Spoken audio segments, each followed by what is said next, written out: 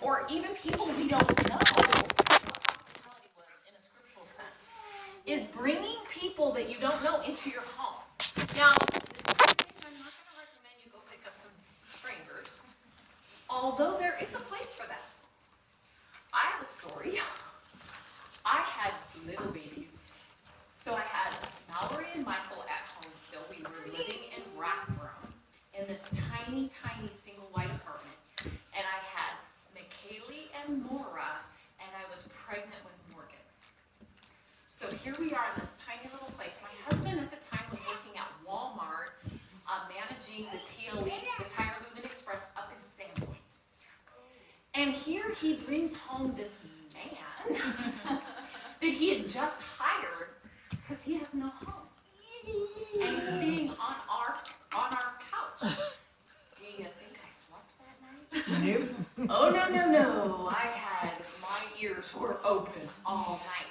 So, you kind of have to be in a season where you can do that. But we do need to open our homes. We need to have our home be a place of blessing, not only just to our families, but to other people so that we can redeem the time. All right, we have 8,760 hours in a year. Kinsey, you have 8,760 hours in a year. Emily, guess how many hours you have? 8,760 hours in a year. We all have the same. We have 1,400 minutes every day. Think about that. 1,440 minutes every day. Now I'm going to bring up a little example here, and hopefully your gander doesn't get up like the last time. But if it only takes me 2 to 3 minutes, Beth knows exactly where I'm going because I see the look on her face. If it only takes 2 to 3 minutes to make your bed out of 1,440 minutes, do you think you could accomplish that? Yes, you can. Ask Jenny Browning. She can.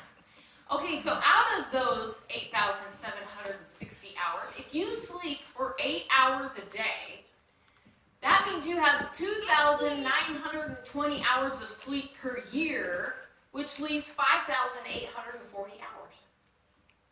Now, we could break this down for days. Like how many hours you spend in church, or don't spend in church, right?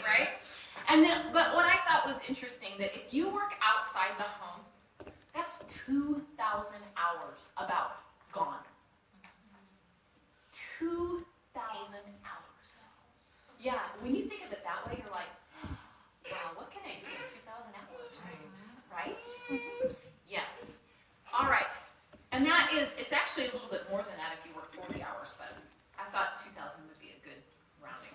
So number one is how to manage your actions. Because we're not managing our time, we're managing our actions. All right, A, identify all unfinished projects. Now, a project is anything in your home or anything in your life that requires more than one action step. Okay? So, let's use some examples. If I were to say, I need to get the mail. Now, is getting the mail one action step? McKaylee's shaking her head no.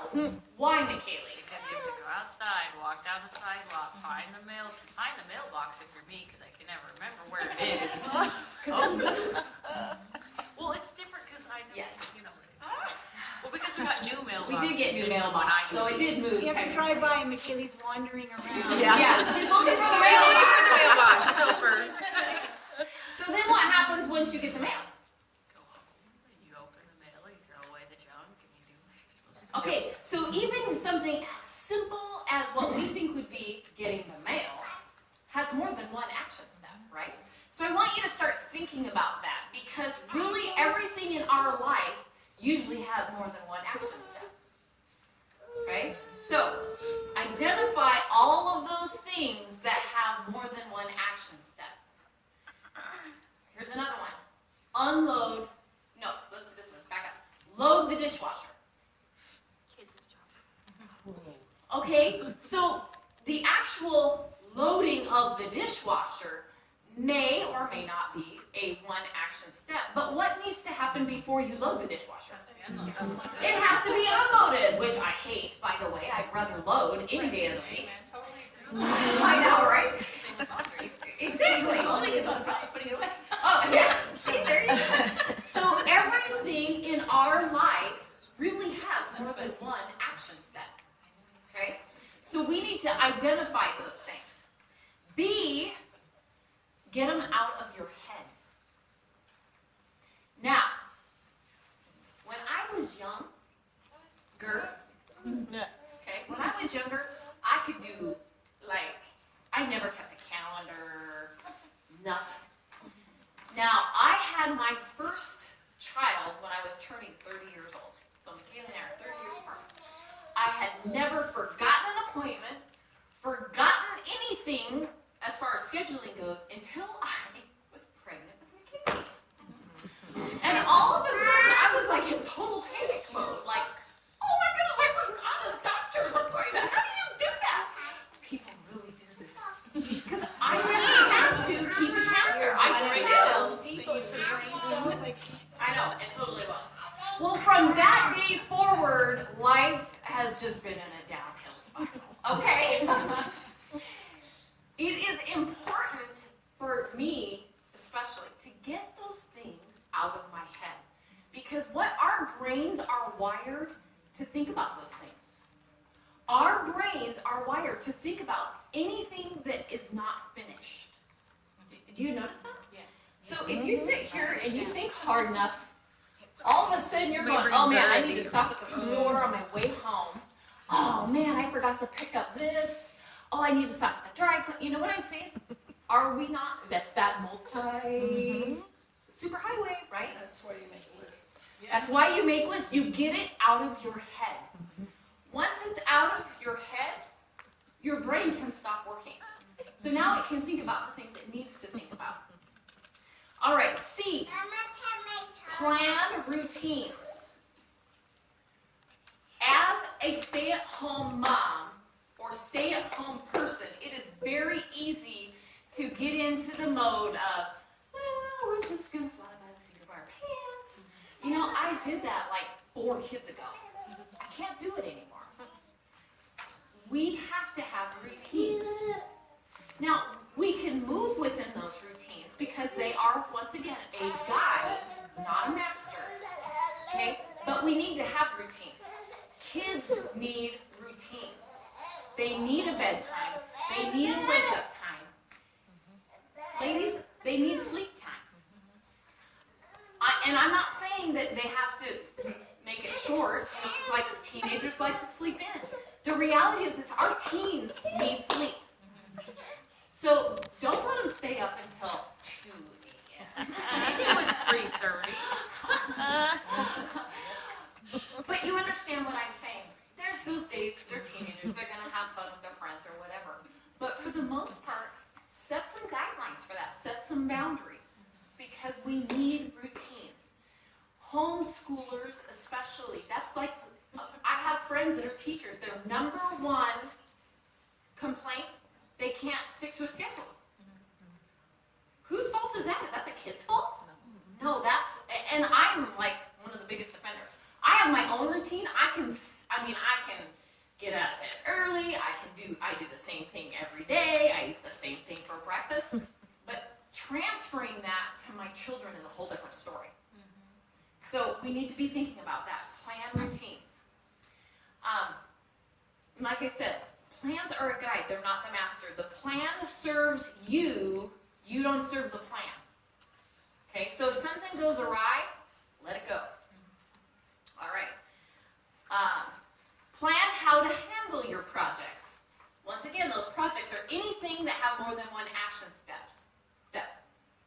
So the first thing you need to do is define your outcome. So let's use getting the mail, for example. My outcome when I go get mail, and actually this is my outcome for every day we get mail.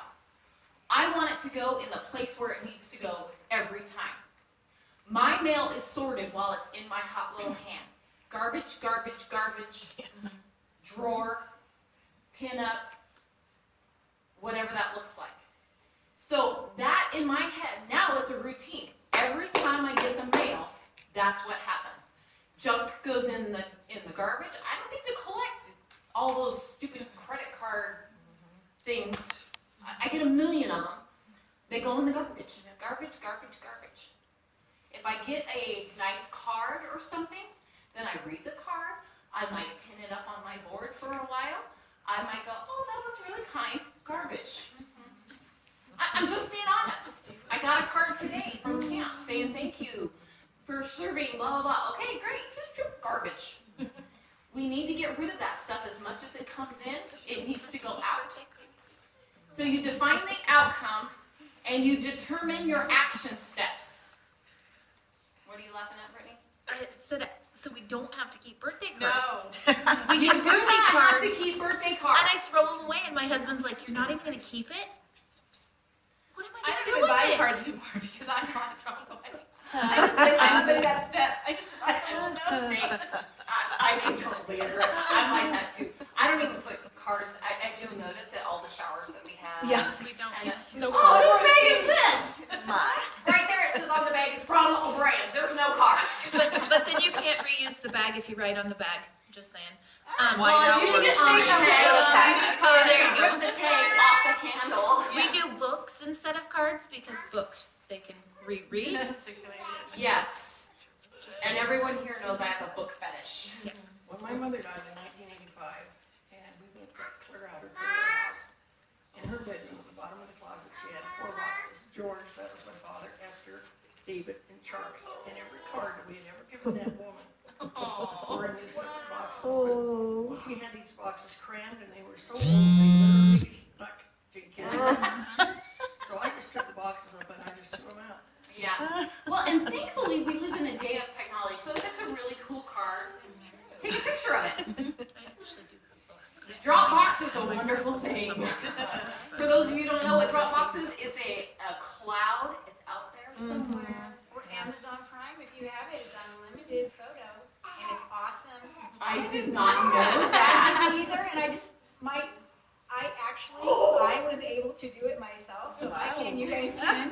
All my 16 to 20,000 pictures are on Amazon Prime now. Oh, I will have to check And that then out every because day my it Dropbox sends, is it sends full. me a text or I don't know what it does. On my phone it says, this day, all the years that I've had a picture this day, it shows me all the pictures from this day. Oh, it in my can be a history. wonderful thing. It's I'm so much checking fun. that So out. Amazon, yeah. That's worth just the It's Prime unlimited itself. photos. I'm doing it.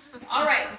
So determine your action steps. So you need to know in your mind, like with the mail, that's just an easy thing. My action steps are, I go get the mail, it's in my hand, I put everything where it needs to go immediately. If it's the pay stubs, they go in the drawer. If it's the junk mail, it goes in the garbage. If it's for Mike, it goes on the counter. If it's from one of the kids, McKaylee, here's your mail. And I sit and watch what they do with their mail. Because if it goes on the table, it's gone. Oh, guess they didn't need that. Gone. All right. So, and here's the 3 things with your action steps. You either do it now, do it. B is delegate it. And C is defer it. Okay? So now, one thing you'll need to understand, especially you moms that start to get older, there are things that you shouldn't be doing because your children can do them. That's how we teach them to work. That's delegating. I can delegate to my children. You know what? Today, you're going to go get the mail. I don't need to go get the mail. They can go get the mail. My child, this child, knows, okay, credit card. Garbage. I can delegate that job to her, okay? If there's something that, we still get mail for our older kids, so I could potentially defer it. I could set it on we have a little shoe holder on the end when you come in the door, which is wonderful for those of you who have trouble with shoes, because I have a gazillion of them from IKEA. I just set it on top there there and defer it until Mallory comes over. Then the mail's right there where she can find it, where I don't forget about it, so that way it's sure to go out. Okay? So do it, delegate it, defer it. All right, so here's a little quote I found. It says, we collect things that command our attention. Okay, that means they go in our head. We process what they mean and what to do with them. That's, we get them out of our head. And we decide what we're going to do with them, right? Hold it out here. We organize the results, which we review as options for what we choose to do. So that basically is this whole process. We have a project. We think about it. We go, okay, get it out of the head. We put it down in some sort of collection device. That could be a list. I am the list queen. That could be this right here. This is one of my hugest tools. Probably, well, it was when Mike was gone in Montana. Life was insane for me. I was doing everything. I was basically a single mom during the week. This saved my life because I have every single bill that I have to pay is on my Google Calendar. So it gives me the night before a notification. Pay the Beetle. Pay Netflix. Pay student loan. Pay whatever. It pops up so I don't forget. So that way, it's out of my head. I don't have to worry about it. I don't have to go, oh my goodness, what's today? I forgot to, oh, do I have to pay? I don't have to do that. It's right here. And it pops up. So that way, when I get up in the morning, first thing I do is I go pay whatever bill is due. Or, most of my stuff is on direct pay. And it's all right by payday. We get paid once a month. So all of our bills are right about the 17th, 18th, 19th, and it all goes away. I mean, all the money. Yeah. But you know what? I don't have to worry about it. It's done. Okay? All right. And there are so many different programs out there. There's Evernote, there's Remember the Milk, there's Dropbox for whatever, pictures, schedules, everything. There's times where you can make your grocery list on here. This is something I found quite helpful. You can take a picture of your grocery list because I don't know about you, but I have this tendency of walking out of the house without my grocery list. Every time. So my kids now know. As soon as she makes it, take a picture. They take a picture. So, and then I'll go, oh, I forgot my list. And my kid's like, oh, it's on your phone. So think of that. This can be a tool for you. We live in a great age of technology. Use it to your benefit. All right. Tips for managing your actions. Now, some of these you guys all probably know, but I know this has helped me immensely. A, identify your time wasters. Now, we all know the normal ones, right? Number one time waster out there right now? I knew it. I knew it was coming. Pinterest, social media. It sucks the life right out of the clock. You know that part where we can't, we all have the same amount of time? It seems to pass by a lot faster when you're on social media. All right, so identify those time wasters. But you know what? They don't always come in that form. They can be something as little as, let me think of something.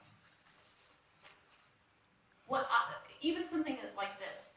When it's cold outside and you have to warm up your car. Well, if you go out there and sit there and warm up your car, you could be sitting out there for 10 minutes. Granted, it's against the law to leave your car running unattended. But you know what we can do in 10 minutes? You know, I'm constantly thinking, couldn't think of a better example, but there are time wasters out there. Find them. Because you might be able to shave off 3 minutes so you can make your bed. Or like Brittany just said, it takes 6 minutes to unload your dishwasher. Maybe that's what we need to do, is set a timer for things that we do. And Actually, it only takes me 6 minutes? That's all right. You would be amazed at how little time The things things that you dread the most take. Yes, yes, and It's it's, a good thing to do. it's funny because it's usually because it actually takes longer to load the dishes than it does to unload the dishes. But for some reason, I don't mind loading. I hate unloading. You have to go everywhere. Pardon? You have to go everywhere do and it? catch it. That's true. Okay, so B, plan ahead. Plastic is better than glass. Plan ahead. I am not gonna comment to that. When you're letting toddlers unload a dishwasher, Oh, yeah. My kids don't break anything. My husband, on the other hand, has broken several things. So to fail to plan is to plan to fail. They used to call me Elastigirl because I was just flexible. I didn't have any plan. I could just go with it. I know, right? And I am not like that anymore. But like I said, that was like 4 kids ago, maybe 5. But really, I got tired of being late. I don't like to be late. I got tired of not having food on the table. You know what I mean? What we don't realize is those things, when we don't plan ahead, they cost us one way or another. Whether it be in money, whether it be in stress, whether it be in confrontation with other people.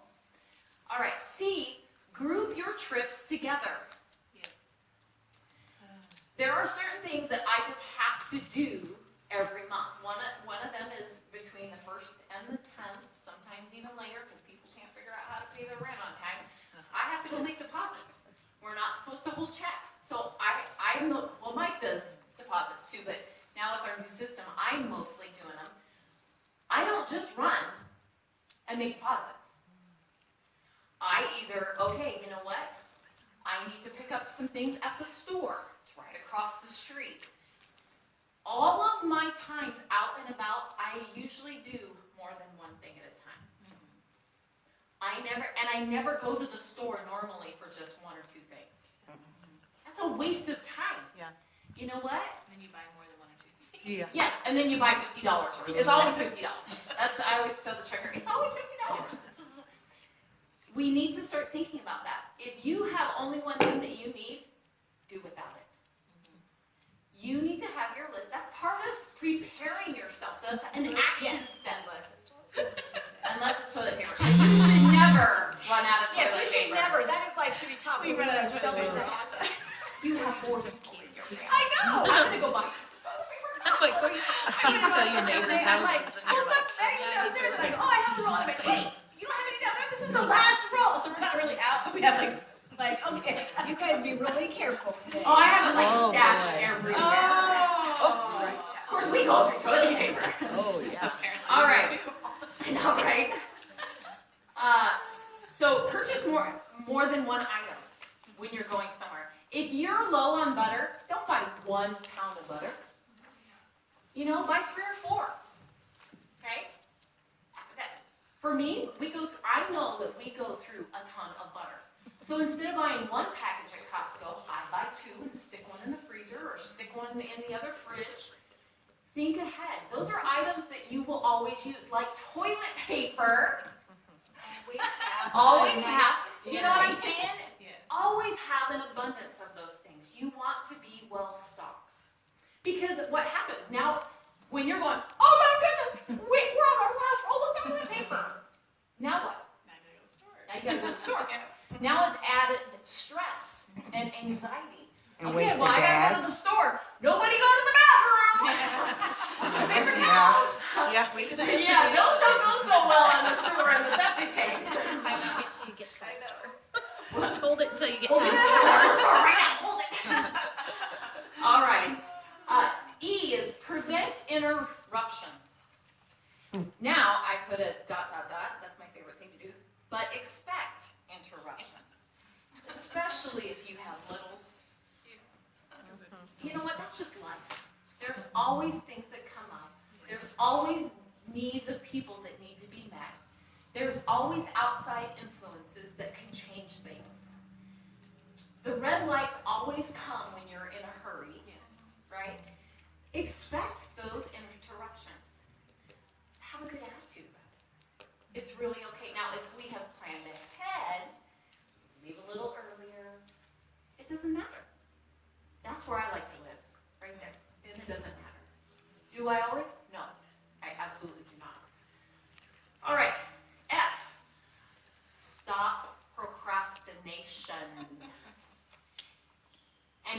is the solution right here.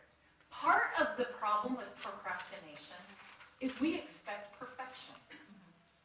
If I can't do it all the way I want it done, then I'm not going to do it at all. That does no one any good. Amen.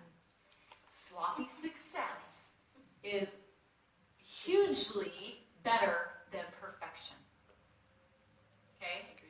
Now, I'm not saying just flippantly do your chores or whatever, but what I'm saying, there are things, we just can't do everything perfect. But that doesn't mean we don't do anything. And those big projects, don't procrastinate. Do one little step to make progress. Progress is better than a standstill. Okay, sometimes we get so overwhelmed with projects or anything, and then we just go, well, I can't do it perfect, so, and not that we say that, because I don't say that to myself, well, I can't do it perfect, so I'm not going to do it at all. But subconsciously, that's what we're doing. Well, I can't put the time to do it right, so I'll just leave it till later. Sloppy success. Sloppy success. I know that sounds funny, and it kind of sounds bad, but that's a reality. Our schoolroom, it's a thorn in my flesh. It is always a mess. And it doesn't seem to matter what system I figure out, it never works. But you know what? If I just go, and I've done it many times as I pulled everything out, but lately I haven't had time. I just do not have the time. But you know what? I do have time to go through that one box. I do have time to go through that file. Just the one file, not the file cabinet, not the file drawer, the one file. Continually, it's sloppy success, but you know what? I'm making progress. Now, kind of like our master bedroom, our closets, right? I said making an event. We want to do a good job because right now our goal is to free ourselves so we can have our homes be a blessing. But you know what? I didn't have time this week. Now, I could have, and I did actually, now that I think about it, I actually went, because I was talking with somebody, maybe it was you, that doesn't have a dresser. Me. Okay, I don't have a dresser in my closet. I have cubbies.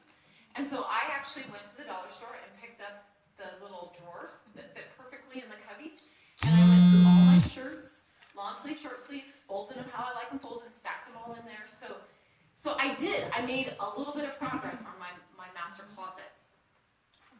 I didn't get the whole thing done, but I'm sloppy success. Okay, so keep that in mind. Ladies, perfection, it's a ploy from Satan. It really is. When it comes to things and chores. Okay? All right. G, be flexible. Now, I'm not saying be flexible without a plan. Okay? I'm saying go with it. Because you know what? Sometimes you get your car clean and then someone throws up. I mean, that's just a reality.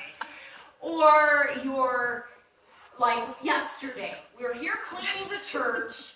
We got everything cleaned downstairs, and here are these little steps of dirt clods all the way through the fellowship hall, right?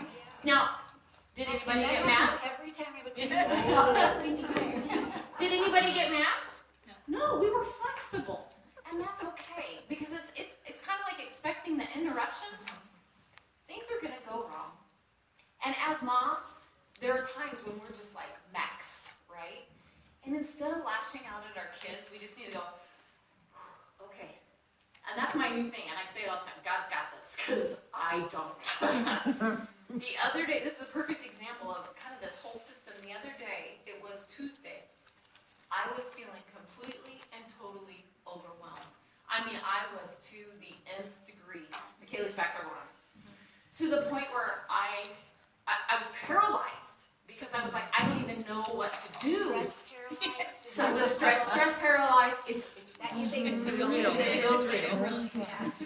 And I actually, I had all these undone projects, and nothing was dependent on me. So I'm waiting from the home office for this. I'm waiting for a tenant for this. I'm waiting for the bank on this. And so I had all of these things totally out of my control. first thing I did, I had to dump it. So I went home and I wrote a list. Okay, this is what needs to be done. Okay, this is what I can do. I can finish painting this apartment. So we got the kids all together and we finished painting the apartment. Then I felt like, scratch that off the list. I just felt like empowered at that very moment. But I literally was, I was done. I had no clarity. And that's what those undone projects do. Our brains are made to do that. So that's why we have to get them out. And then we can, now all of a sudden, once I had it on paper, I'm like, oh, okay. Well, this is the priority of things that need to be done. These are the things that I can control.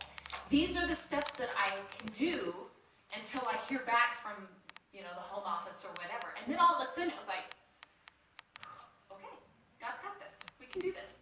But sometimes our focus shifts. We need to remember, keep our focus on Christ and get those things out of our head. We have enough to think about.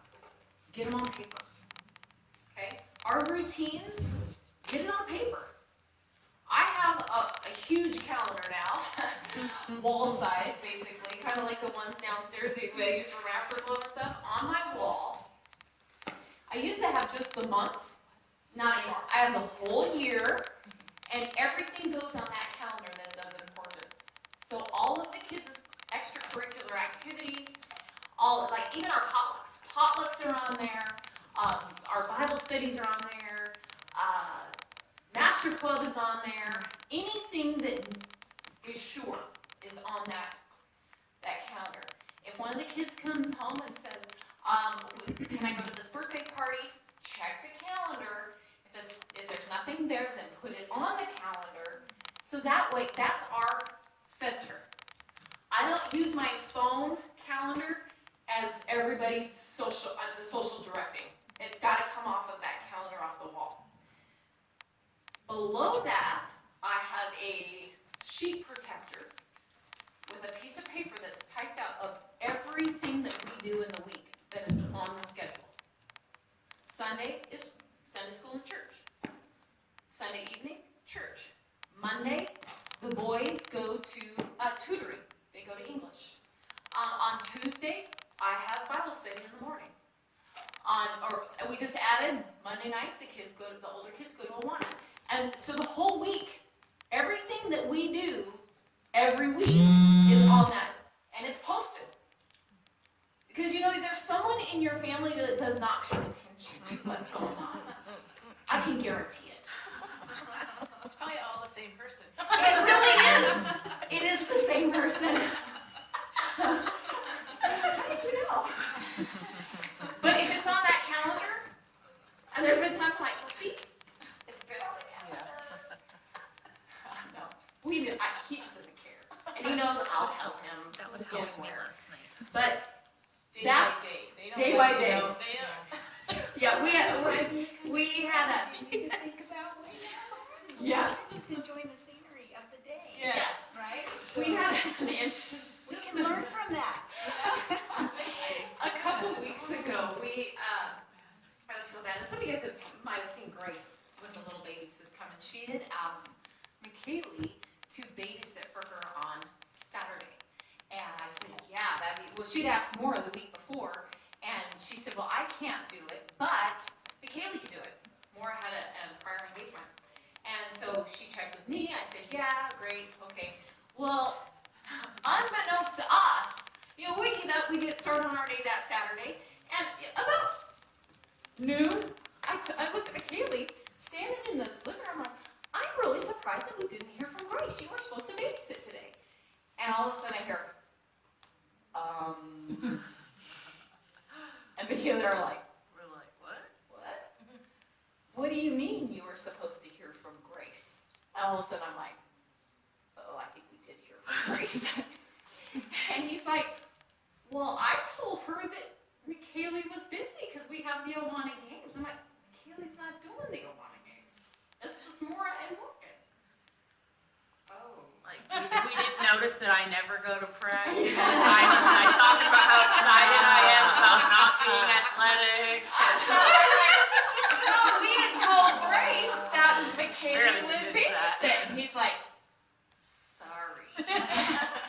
Well, she texted me to confirm, and I said, well, no, McKaylee's like doing this, and I'm like, So I had to tell him, and you know, it was actually a good moment, because you know, sometimes those moments don't go so well. But I'm like, honey, I know it's not really a priority to you, what's going on with all the kids. You know, I'm trying not to be like, I said, but could you next time maybe say, if it has anything to do with the kids, you should contact Kelly. And he did. He texted her right then. If it has anything to do with kids and babysitting, you should just contact Kelly. But I mean, that's because he doesn't think that way. I know where, you know, just like you know where all the kids are supposed to be at what times. And like I said, ours is even posted. Just saying. All right. So I found this quote that I love. Blessed are the flexible, for they shall not be bent out of shape. Yeah. I'm like, yeah, that's right. Okay, so we're gonna move on. Hopefully you got some tips there on time. Because time is important and we are to be good stewards of our time. I think we forget that is a stewardship issue.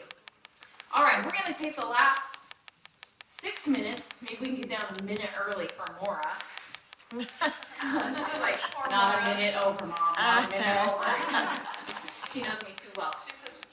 She is a trooper. All right, so this week we're going to work on our kitchens. Yay! Aren't you excited? Now, for those of you who did not get your master bedroom done, you have two options. You can either use this week to get your master bedroom closet done, or you can go ahead and move forward to the kitchen if you think you can handle it. And I'm not saying that like in a demeaning sort of way. I'm just saying the master bedroom closet is kind of a little practice ground before you get into the nitty gritty. So, so number one, now remember you have your sheet from last week that has the process. But this project you're going to want to start at the beginning of the day because it could take a while. and put something in the crock pot because you won't. Yes, and don't forget again, dinner. Maybe make some lunches ahead of time. Say, can we eat pizza out at the park so the kitchen doesn't get You dirty? can, whatever works for you. But now, depending on how big your kitchen, it could go fast or it could go slow. Depending on how much junk you've accumulated over the years, it could go fast, it could go slow. Okay, so that I'm going to leave it up to you. So you're going to get your boxes. I would recommend boxes instead of bags simply because those small appliances that you haven't used in like 6 years, they work better when they go out in a box. Just saying. So what you're going to do is you're going to start with your favorite cupboard or drawer, and you're going to work around the kitchen clockwise. Now there's a couple ways you could do it. You could do it drawer by cabinet, or you could do it all at the same time if you're really feeling zealous. And just put it all out on the kitchen floor and just go boom and put it all back. I wouldn't recommend that, but some people do it that way. Again, evaluate each item. Now, you don't have to evaluate each fork, although I do have spoons that I don't like. So they might, yes, or they go through the basket in the dishwasher, you know? I haven't done that before. Yes. We just got a disposal, so we don't have a lot of experiences with it yet. Yeah. So once you clean out cabbage. Once you clean out your cabinet or your drawer, wipe it all out and only put back the things that you intend to keep. Now, we're going to put back all of our keepers in logical places. We should be able to go into one another's kitchens and find things logically. Now, granted, not all of us think alike, and that's okay. However, we want to keep like items together. So some of the logical places, you might group things in centers. So you might have a baking center. We have something similar to that. All of our baking stuff, my mixer is so big I can't put it in a cupboard or anything, but so it sits on the counter. But my mixer, my measuring cups are right above it. My measuring spoons are right in the drawer below it. My vanilla, my spices and everything are are right there next to my mixer.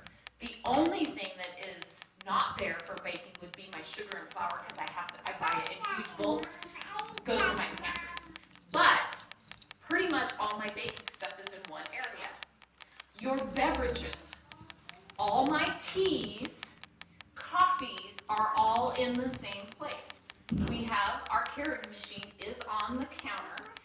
All of our teas, the hot pot, the sweeteners, everything is in the cabinet right